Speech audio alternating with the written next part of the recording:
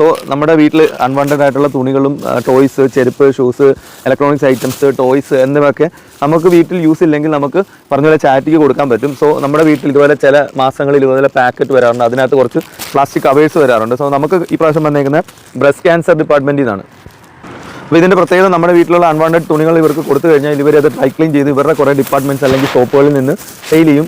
എന്നിട്ട് ചാരിറ്റി പ്രവർത്തനങ്ങൾക്കായിട്ട് ആ പൈസ ഉപയോഗിക്കും. ഇതിനകത്ത് അവർ കൊടുത്തേക്കുന്ന തീയതി എന്ന് പറഞ്ഞു കഴിഞ്ഞാൽ ബുധനാഴ്ച രാവിലെ 8 മണിക്ക് കളക്ഷൻ ചെയ്യാൻ വരുമെന്നാണ്. അപ്പോൾ ഇത് കഴിഞ്ഞ ദിവസം കൊണ്ട് മേടിച്ചിട്ട് ഓവർ സൈസ് ആയതുകൊണ്ട് ഉപയോഗിക്കാൻ പറ്റാതായി പോയി. അപ്പോൾ നമുക്ക് കീറിയതും അങ്ങനെയുള്ള സാധനങ്ങളൊന്നും ഉപയോഗിക്കേണ്ട ആവശ്യമില്ല. അത് നമുക്ക് വേറെ യൂസ് ചെയ്യാൻ പറ്റും. അതുപോലെ ടോയ്സുകളും കാര്യങ്ങളൊക്കെ നമുക്ക് കൊടുക്കാൻ പറ്റും. സോ നിങ്ങളുടെ വീട്ടിൽ ഇതുപോലെ അൺവാണ്ടഡ് ആയിട്ടുള്ള തുണികളുണ്ടെങ്കിൽ വെറുതെ വേസ്റ്റിൽ കളയുന്നതിന് ഭേദം ഇതുപോലെ ചാരിറ്റി പ്രവർത്തനത്തിന് കൊടുക്കുക. ഇതുപോലെ breast cancer, normal cancer aid, അതുപോലെ എയർ ആംബുലൻസ് അങ്ങനെയുള്ള ചാരിറ്റി പ്രവർത്തനങ്ങൾക്കായിരിക്കും ഒരു കൂടുതൽ യൂസ് ചെയ്യുന്നത്. ഇതുപോലുള്ള സംരംഭം നാട്ടിലും തുടങ്ങണമെന്ന് പറയുന്നുണ്ട്. കാര്യം എന്താണെന്നറിയാം, വയനാട് ദുരന്തം അങ്ങനെയുള്ള ദുരന്തങ്ങൾ ഉണ്ടാകുമ്പോൾ മാത്രമേ ഉള്ളൂ നമ്മുടെ നാട്ടിൽ ഇതുപോലുള്ള ചാരിറ്റി പ്രവർത്തനങ്ങളൊക്കെ തുടങ്ങുന്നത്.